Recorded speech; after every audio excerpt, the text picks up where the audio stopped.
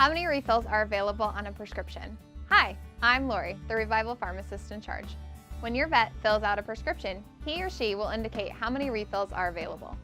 When we receive the prescription from your vet, we are only allowed to refill the prescription as many times that are indicated on the prescription. But don't worry, if you're out of refills, we will contact your vet based on the vet contact information you provide in the pet care form. Once we hear back from your vet giving approval for more refills, we will get your order sent off as soon as possible.